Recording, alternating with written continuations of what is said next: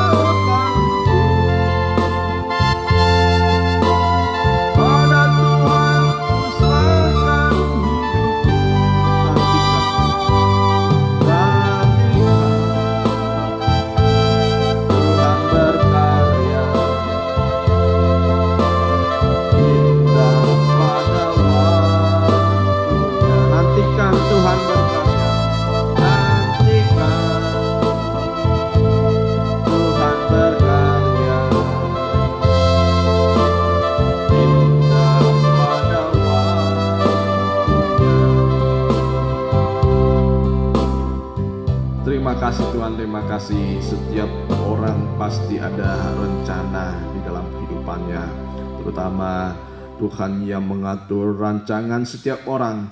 Terlebih Tuhan, rancangan kehidupan kami serahkan ke dalam tangan-Mu. Kami yakin dan percaya kalau kami serahkan di dalam tangan-Mu, Engkau akan berkarya.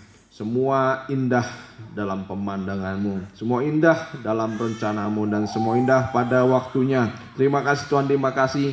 Biarlah kami mengikuti segala apa yang Kau kehendaki dalam kehidupan kami. Memang daging ini sulit Tuhan, tetapi kalau kami hidup dalam Roh-Mu, kami dapat melakukan segala sesuatu bersama-Mu Tuhan. Terima kasih, dan urapi kami Tuhan yang mengikuti ibadah ini, juga hamba yang akan memimpin ibadah ini dari awal, pertengahan hingga akhir. Engkau yang mengurapinya Tuhan.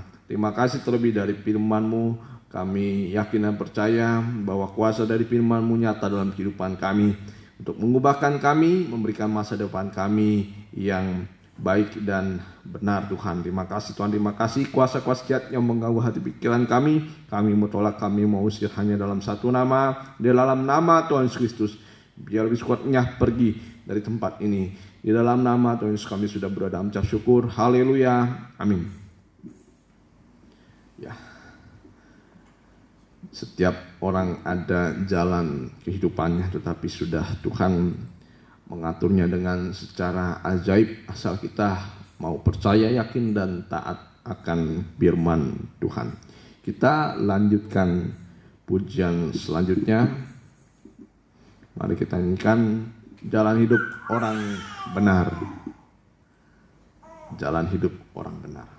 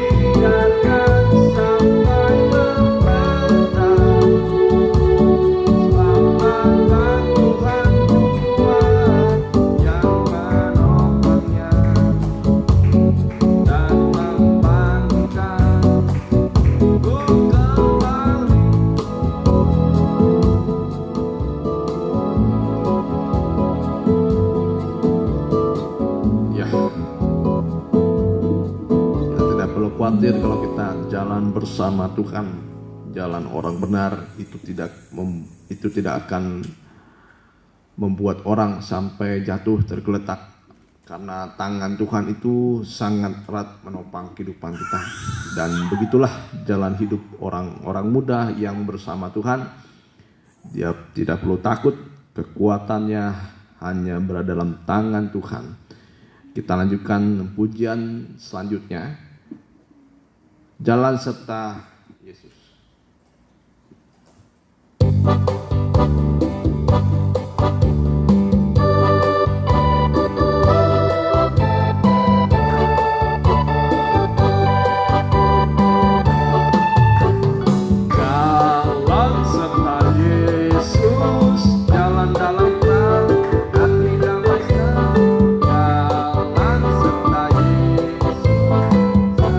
Yesus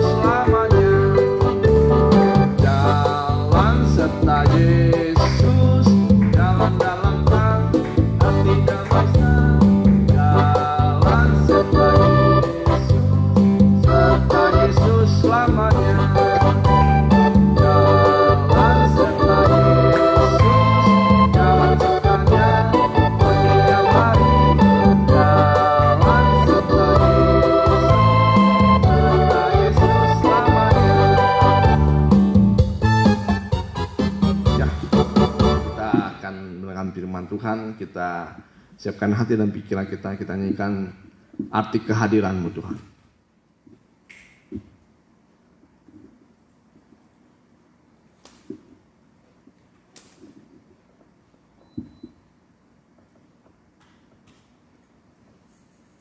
Penyertaan Tuhan sempurna.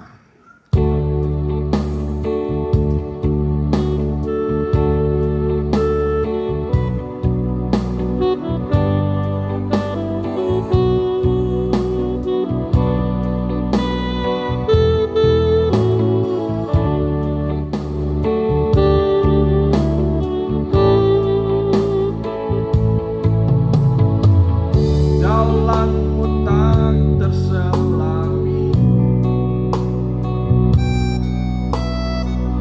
oleh setiap hati kami.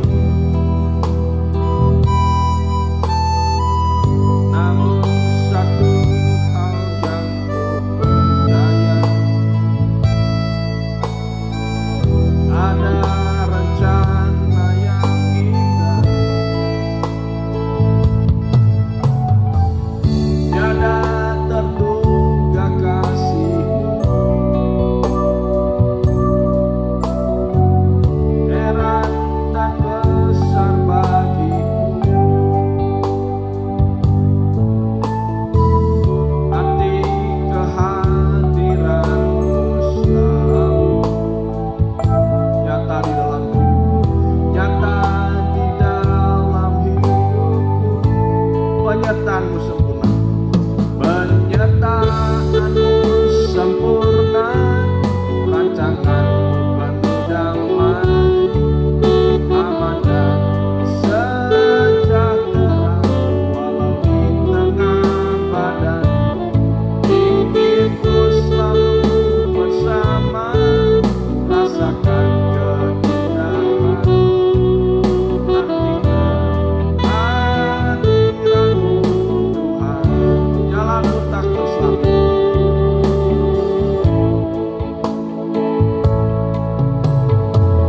Jalanmu tak terselami oleh setiap hati, oleh setiap hati kami. Namun satu hal yang ku percaya, ada rencana yang indah.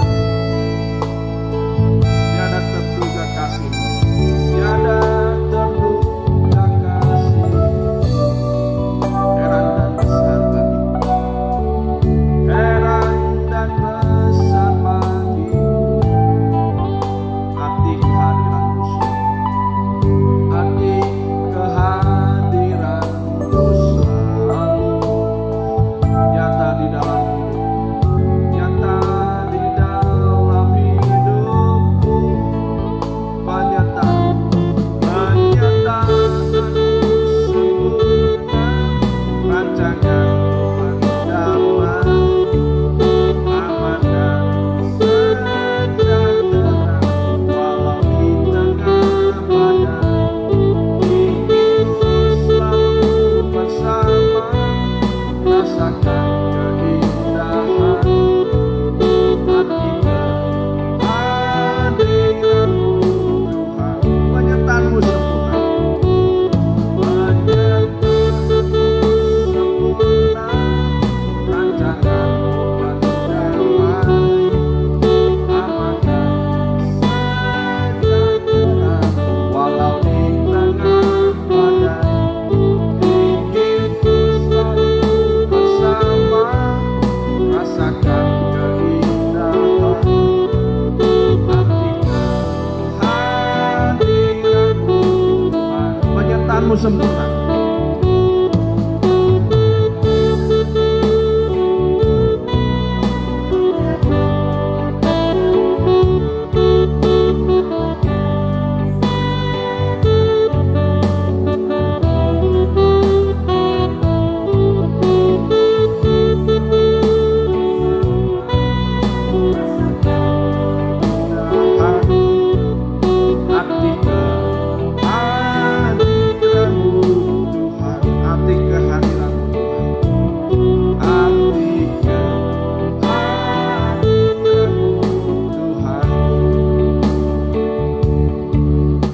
kasih Tuhan, terima kasih.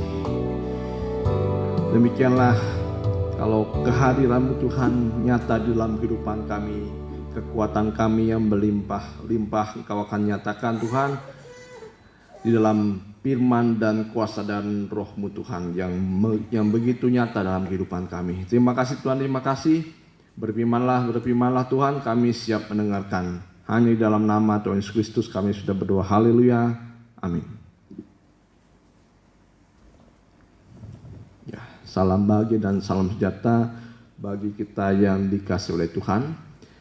Kita akan mendengarkan firman Tuhan.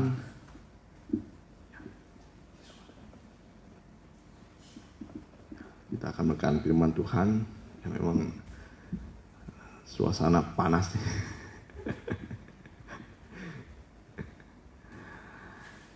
Kita buka kitab kita di Amsal 4 ayat yang ke-12.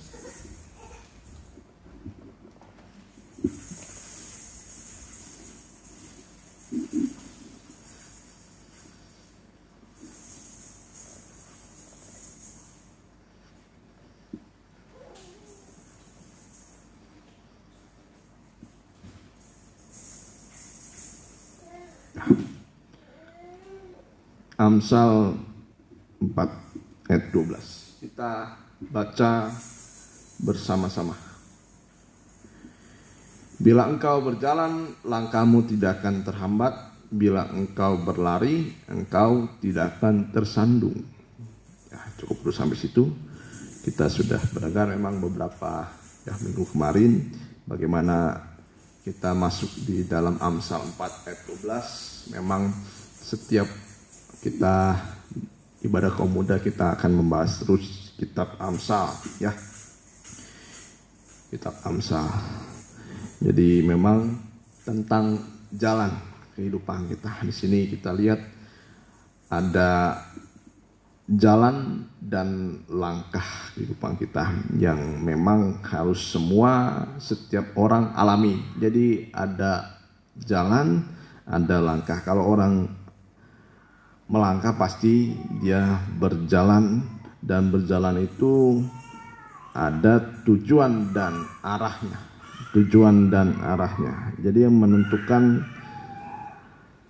kegiatan manusia itu pada saat berjalan memang ada arah dan tujuan menuju pada suatu arah adalah terang.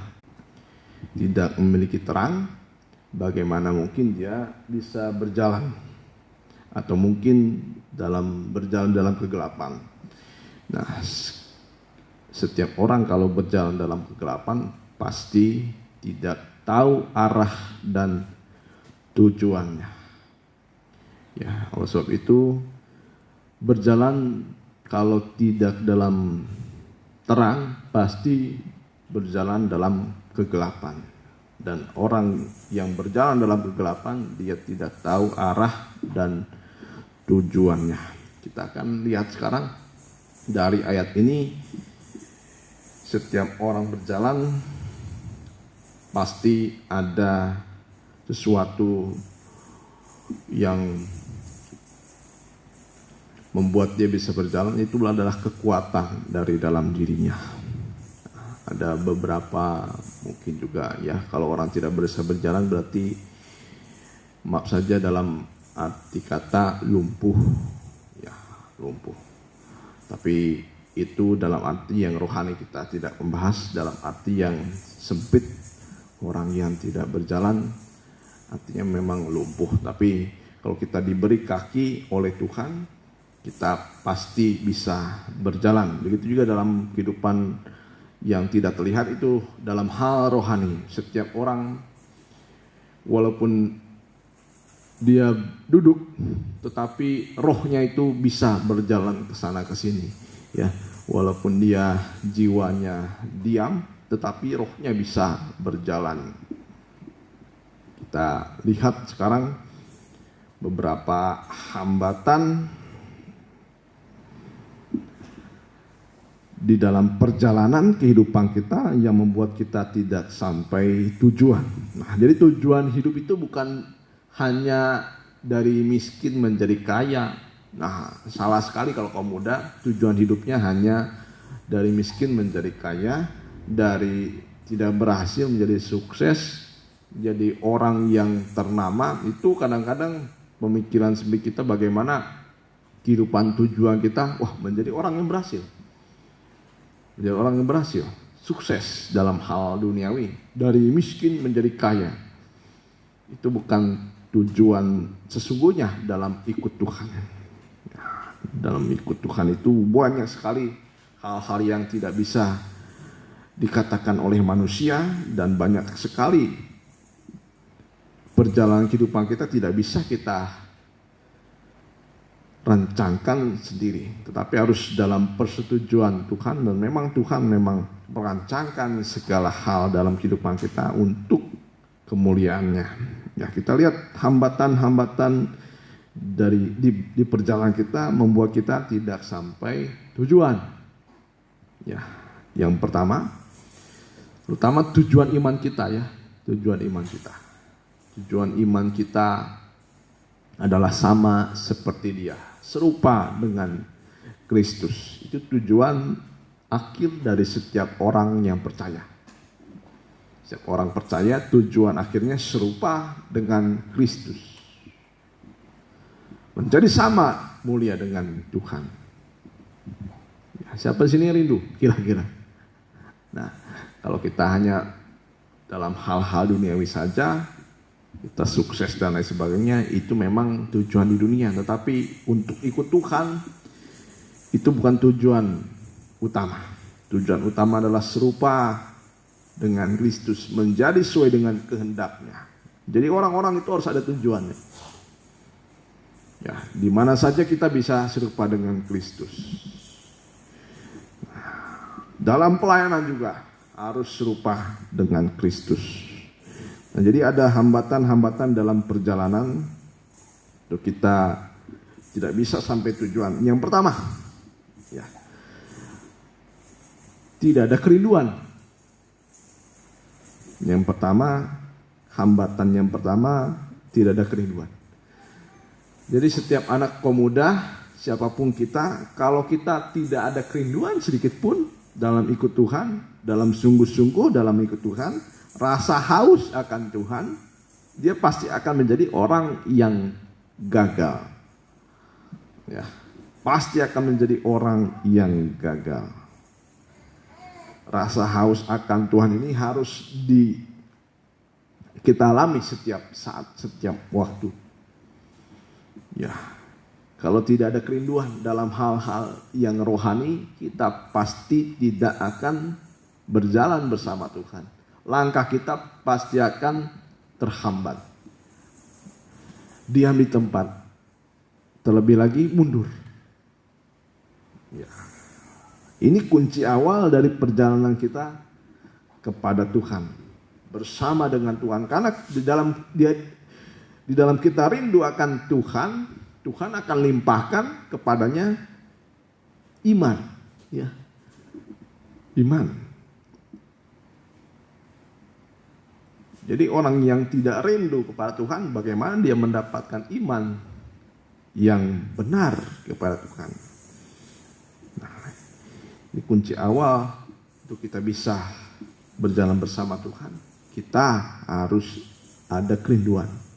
Memang ada beberapa orang yang ditangkap oleh Tuhan pada saat ketika orang itu sedang berkobar-kobar untuk menjadi orang yang jahat, seperti Rasul Paulus.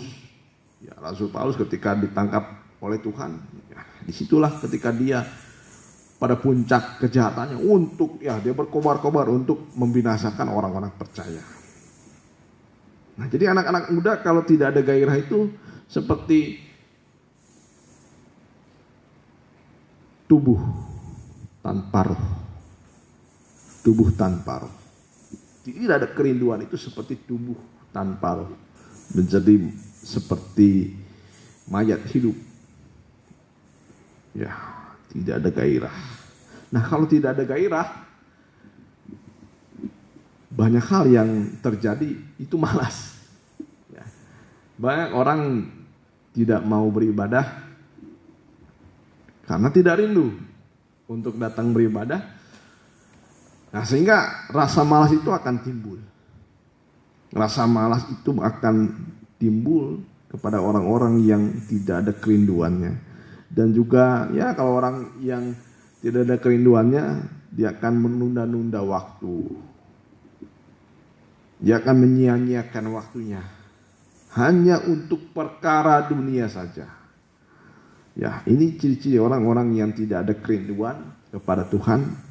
Dia akan menjadi orang-orang yang malas dan menunda-nunda waktu. Menunda-nunda waktu artinya juga menghabis-habiskan waktu bersama dunia. Karena dikatakan dalam Alkitab, persahabatan dunia adalah permusuhan dengan Allah. Hai orang-orang yang tidak setia, hati-hati kita. Ciri-ciri yang orang sudah bersahabat dengan dunia diawali dengan ketidaksetiaan. Pertama, di dalam ibadah, di dalam melayani Tuhan. Coba menemukan orang yang berkata ibadah itu tidak penting. Yang penting keubahan hidup. Yang penting dia menjadi orang yang baik. Nah, ini perkataan yang tidak alkitabiah, atau perkataan ngawur dari setiap orang yang berkata itu, perkataan ngawur. Ibadah itu salah satu tanda bukti bahwa kita mengasihi Tuhan. Salah satu bukti bahwa kita rindu untuk mendengar firman Tuhan. Salah satu bukti bahwa kita rindu untuk bertemu dengan Tuhan. Ya, menunda-nunda waktu. Kalau tidak ada kerinduan, pasti bosan. Ya, pasti bosan. Kadang-kadang merasa, waduh, ibadah itu udahlah tidak ada gunanya. Oh, melayani Tuhan udah tidak ada gunanya. Oh, mengikuti Tuhan secara sungguh-sungguh tidak ada gunanya. Dan selanjutnya adalah kering rohani. Kalau orang tidak ada kerinduan, dia akan haus, menjadi orang-orang yang kering. Orang yang kering rohaninya. Terus seperti perempuan Samaria. Dia merasa kering rohaninya. Dia sudah ambil air dari sumur, tetapi tetap tidak ada rasa puasan dalam kehidupannya. Tetapi ketika dia sudah bertemu dengan Tuhan, di dalam dirinya memancar aliran air yang kuat, sehingga dia bisa bersaksi kepada siapapun yang dia temui. Ya. Nah, kalau tidak ada gairah, tidak ada kerinduan, pada akhirnya menjadi orang-orang yang suam kuku. Ya, siapa di sini pernah merasakan kerohaniannya tidak maju, tidak mundur? Ya, tidak maju, tidak mundur, tidak panas, tidak dingin. Dibilang ikut Tuhan, iya. Dibilang menolak Tuhan juga iya. Dibilang tidak percaya iya. Dibilang percaya iya. Jadi setengah-setengah. Ya, suam kuku. Ya, jadi kehidupan itulah yang tidak akan berjalan bersama Tuhan. Nah, tapi kita kalau mau benar-benar ikut Tuhan, kita harus memiliki satu, yaitu kerinduan. Tanpa kerinduan, kita akan menjadi orang-orang yang suam. Dan kalau tidak ada rasa haus dan rindu akan Tuhan, pasti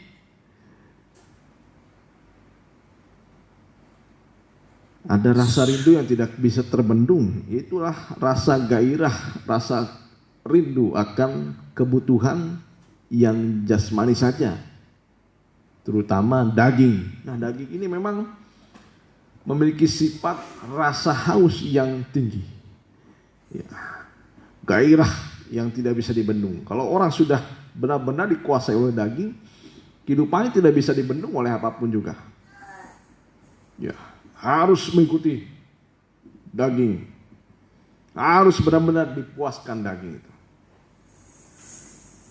Nah, kalau sudah tidak ada gairah dalam ikut Tuhan, pasti larinya adalah gairah kepada kedagingan. Ya, roh memang penurut, tetapi daging itu lemah. Tetapi dalam kelemahannya, daging ini sangat berkuasa. Ya, benar-benar menguasai anak-anak Tuhan, anak-anak siapapun, ya, anak kaum muda terutama. Ya. Nah, hambatan yang pertama adalah tidak ada kerinduan. Yang kedua, tidak tekun. Tidak tekun. Nah, kalau orang tidak tekun, artinya juga tidak setia. Tidak tekun artinya tidak setia, dan juga namanya juga artinya juga tidak teguh dan mudah goyah. Oh, saya sudah mengikut Tuhan, berjalan mungkin dari 100 meter dia sudah berjalan 2 meter, tetapi tidak mengakhiri pertandingan dengan baik. Nah, itu tidak akan pernah menyelesaikan pertandingan sampai akhir. Nah, banyak orang mulai tidak tekun, tidak setia. Terutama dalam pelayanan ini baik sekali. Ya, pertama itu berkobar-kobar dalam ikut Tuhan, ibadah rajin, berbuat kebaikan. Tapi dimulai karena sudah tidak ada kerinduan lagi, akhirnya juga tidak bisa menjadi orang-orang yang setia. Nah, kalau sudah tidak bisa menjadi orang yang setia, dia akan, ya, dikatakan memang kalau orang setia ini adalah orang yang menang. Kalau orang tidak setia, pasti tidak akan menang. Artinya orang yang tidak setia ini sudah menunjukkan bahwa dirinya sudah kalah. Sudah ada tidak lagi kemampuan di dalam dirinya. Yang sebenarnya kemampuan ini sudah diberikan kepada kita. Inilah karunia untuk kita bisa mengikut Tuhan dengan baik. Itu lewat Roh Kudusnya. Tapi kalau orang yang tidak setia dan tidak tekun dalam ikut Tuhan, dia menjadi orang-orang yang kalah. Orang yang kalah. Orang yang kalah ini mudah goyah, terutama dalam pendiriannya. Dikatakan memang dalam Alkitab, orang bimbang seperti gelombang seperti air laut yang bergelora. Dia tidak akan pernah mengalami ketenangan. Orang yang tidak setia tidak tenang dalam kehidupannya. Selalu gampang diombang-ambingkan. Terutama anak-anak kaum muda. Anak kaum muda. Kalau anak kaum muda masih mau saja diajak oleh temannya, ya, terutama pada saat ibadah online. Atau mungkin karena ibadah online ini kadang-kadang kita bisa berkata, udahlah nanti aja dulu ibadahnya. Ditunda-tunda dari jam 6, nanti jam 7. Setelah jam 7 ditunda, jam 8, jam 9, jam 10, akhirnya tidak mengikutinya. Jadi ini ibarat kalau kita orang Kristen yang masih mengikuti, ya, ayo ibadah kalau minggu. Tapi dia mengikuti anjuran temannya. Oh maaf ya, maksudnya ayo main maksudnya. Ayo main. Ayo kita ke sana, ke sini. Wah. Tapi kalau misalnya dia mengikuti anjuran temannya, itu seperti orang buta menuntun orang buta. Ya, seperti orang buta menuntun orang buta.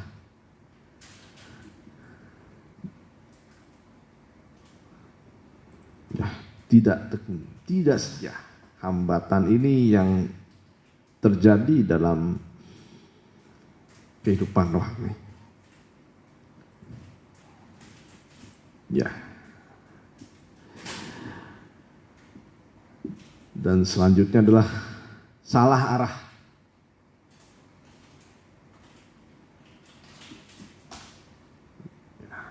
Salah arah. Mengapa bisa orang itu salah arah? Karena tidak ada cahaya yang menuntun kehidupannya.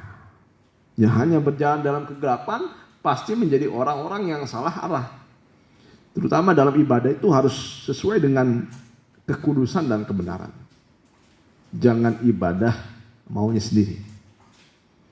Ya, saya tekankan jangan ibadah maunya sendiri, karena sesuai dengan pola hidup kaum muda di dunia terutama.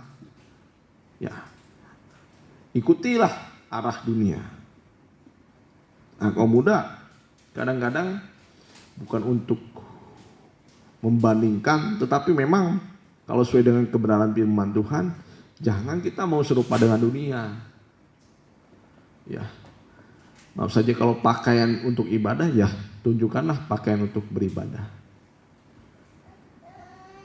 Jangan seperti orang yang mau konser. Kalau konser silakan, mau pakaian celana pendek, mau celana apapun juga boleh, silakan. Pakaian seperti apapun silakan, itu kalau konser, ya. Tapi kalau sudah ibadah itu harus dalam kekudusan dan kebenaran. Jangan ibadah maunya sendiri.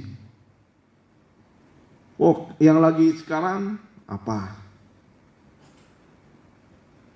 Harus ini, harus itu. Kalau tidak seperti ini ketinggalan zaman. Wah, itu prinsip kaum muda yang semacam itu pasti akan mudah terombang-ambing. Karena setiap zaman itu pasti akan berbeda. Ya, memang harus ada yang diubah. Tapi jangan kita serupa dengan dunia.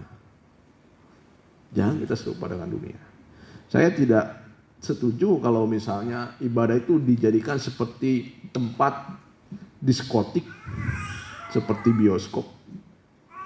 Saya tidak setuju dengan hal semacam itu. Ibadah, maaf saja ibadah. Kalau ya pakai sepatu asal mungkin, ya semaunya. Pakaian juga, saya tidak setuju. Ya, kalau pakaian untuk ibadah ya tunjukkanlah pakaian ibadah. Jadi jangan semaunya kita. Karena untuk mengikuti tren, kalau misalnya di luar ibadah silahkan, itu tidak ada masalah keluar ibadah sesuai dengan norma-norma yang berlaku. Jangan kita salah arah, nanti bisa salah arah kita. Itu tandanya kita mau memasukkan hal-hal yang bukan secara rohani, hal-hal duniawi. Kalau hal-hal duniawi dimasukkan di dalam gereja, nanti suatu saat gereja itu tidak akan menjadi serupa dengan Tuhan. Hanya serupa dengan dunia. Hanya dibalut saja aktivitas rohani. Nah, itu jahat nanti. Jadi orang-orang yang jahat. Tapi kalau kita mau ibadah, harus benar arahnya. Harus benar arahnya. Nanti kalau misalnya kita salah arah, kita akan menjadi orang-orang yang tersesat dan terhilang. Ya, tunjukkanlah kita sebagai orang-orang yang rohani. Jangan kita salah arah. Terutama juga dalam ibadah. Jangan salah arah. Ya. Yang keempat, banyak batu sandungan sehingga membuat dia jatuh. Mengapa dia terjatuh? Walaupun memang jalan kehidupan anak-anak Tuhan itu jalan yang sangat terjal, naik turun lembah, tidak semulus yang kita ketahui. Tapi kalau orang sudah ada terang dalam hatinya, dia tidak mudah terjatuh sekalipun banyak batu sandungan. Ayub 18 ayat 5 sampai yang ke-7. Ya, kalau misalnya tidak sependapat dengan saya, ya tidak perlu istilahnya, ya tidak perlu istilahnya langsung ada perselisihan terjadi. Ya, itu pendapat saya mengenai kaum muda zaman sekarang. Ya, jangan ikuti arah dunia. Ayub 18 ayat 5 sampai yang ke-7.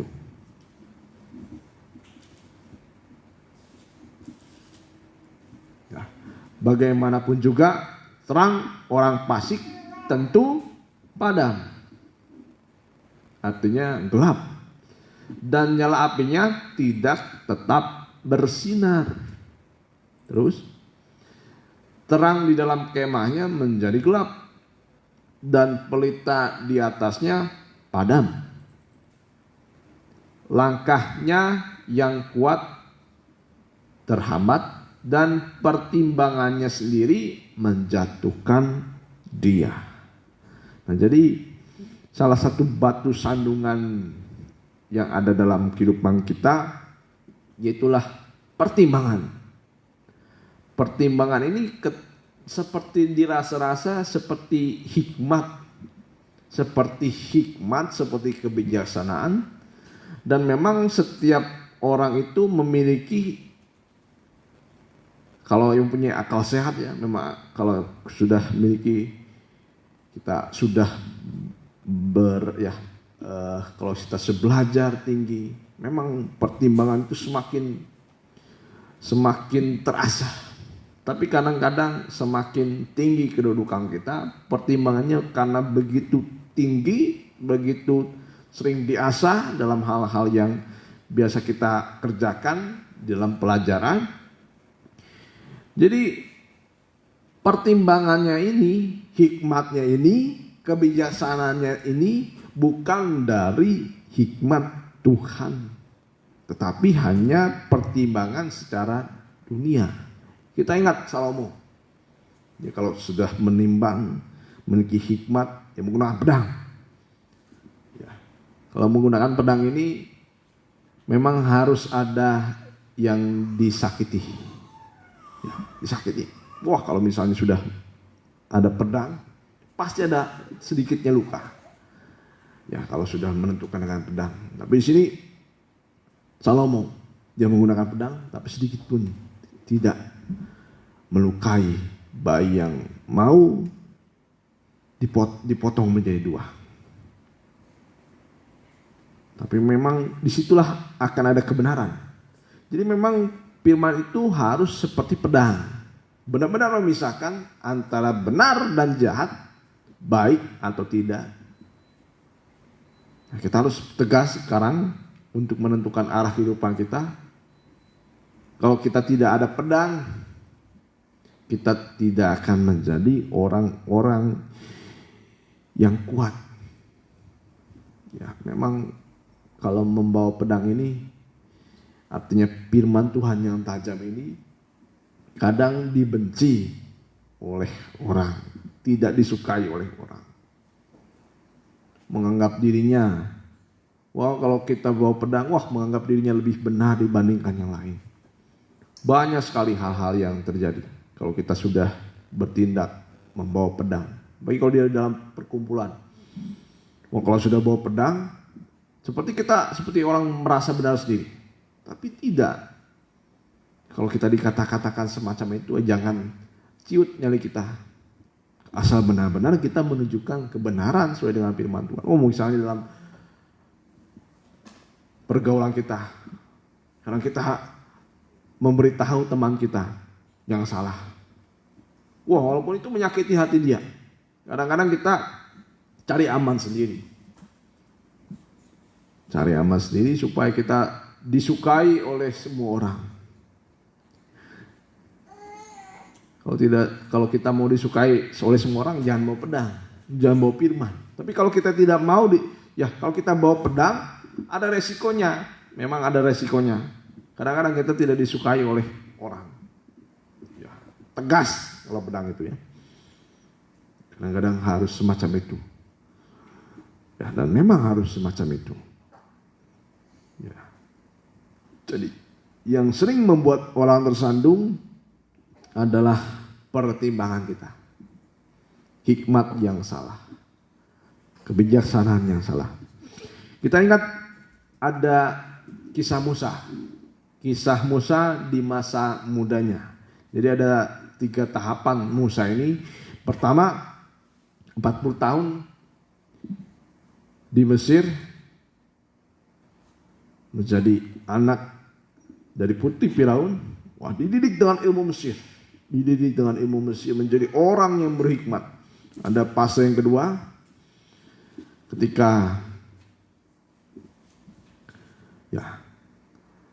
Musa itu di Midian 40 tahun. Dan juga fase yang ketiga, ketika Musa memimpin orang Israel 40 tahun. Kita akan simak dulu saja yang pertama, bagaimana Musa ini dididik dengan hikmat pertimbangan dari ilmu Mesir, ilmu dunia. Nah, inilah yang membuat dia tersandung, jatuh sampai benar-benar dia terpuruk kehidupannya. Ketika mau melayani 2 orang saja, nah, karena ilmu Mesir, bagaimana untuk menyelesaikan 2 permasalahan ini? Ketika ada orang Mesir dengan orang Mesir bertikai, ketika orang Mesir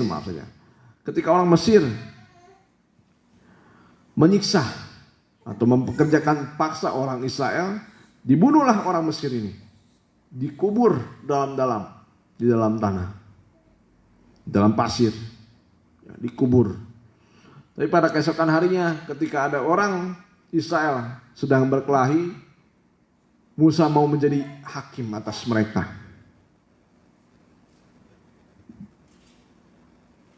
Nah, ini dengan pertimbangan dan hikmat dunia. Musa menggunakan itu akhirnya menjadi gagal. Ya, itulah pelayanan Musa. Kalau pelayanan dengan pertimbangan dunia, walaupun langkah hidupnya kuat, ya, kalau kita lihat fase Musa dari yang satu yang ke yang lain, yang paling kuat sebenarnya pada saat dia di tanah Mesir. Tetapi kekuatannya dengan pertimbangannya, dengan segala pengaruhnya di Mesir, tidak bisa berbuat apa-apa dalam melayani Tuhan, dalam melayani bangsanya. Nah, walaupun seperti berhikmat, Musa menjadi orang yang gagal pertama kali di situ. Ya, itulah yang menjadi batu sandungan. Itulah pertimbangan pemikiran manusia. Jadi hati-hati kalau pertimbangan ini hanya pertimbangan pikiran kita, tidak berdasarkan firman Tuhan, itu akan membuat sandungan. Kita akan terjatuh. Jadi kalau kita mau benar menurut jalannya Tuhan, kita baca kembali di Amsal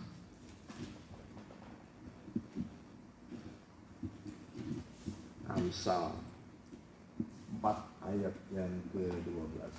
Nah, kalau kita mau berjalan bersama hikmat Tuhan,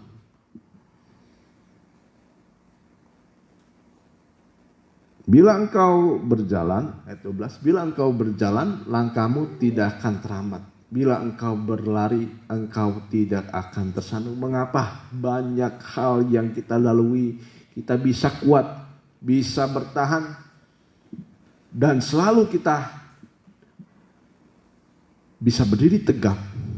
Itu karena ada tangan Tuhan yang selalu menopang kehidupan kita.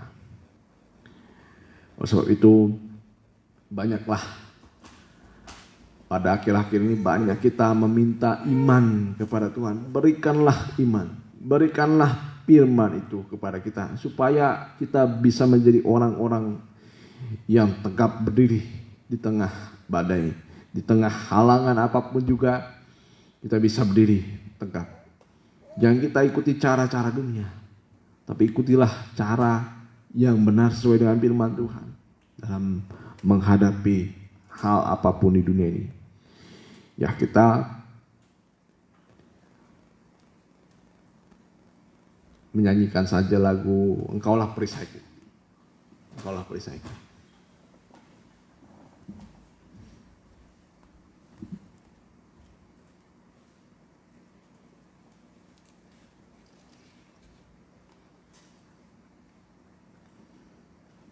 Ya, orang yang bisa berdiri tegap, itu orang yang ada kerinduan bersama dengan Tuhan, rindu akan firman Tuhan, rindu untuk ibadah, dan juga orang yang tekun, dan juga orang yang benar arahnya, dan selalu mengarahkan kehidupannya kepada hikmat, bukan oleh pikirannya sendiri, hikmatnya sendiri, tapi hikmat daripada Tuhan.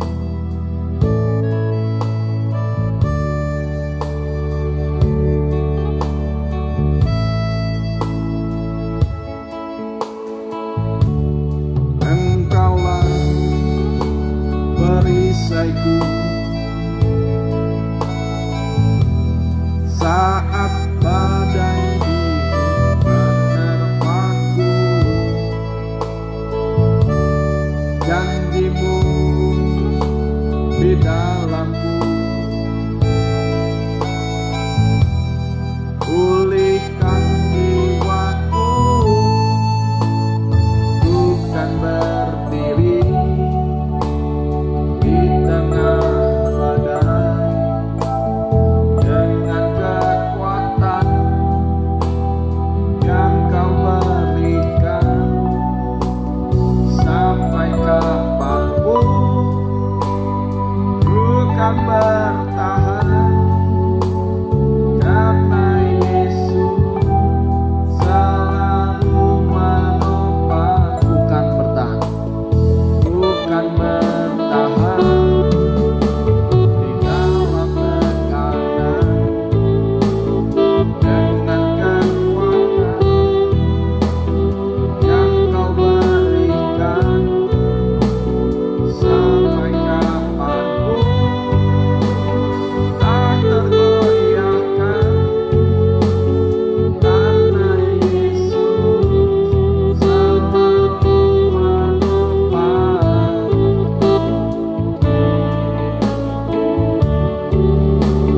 Engkaulah perisaiku,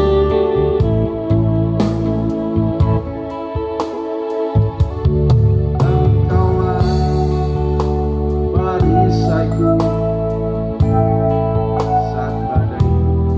saat badai hidup menerpaku, janjimu di dalamku, pulihkan jiwaku, bukan berdiri di tengah badai. Haleluya. Dengan kekuatan yang kau berikan, sampai kapanpun tak tergoyahkan, karena Yesus selalu menopang. Bukan bertahan, bukan bertahan di dalam tekanan, dengan kekuatan yang kau berikan. Sampai kapanpun tak tergoyahkan, karena Yesus selalu menopang hidupku.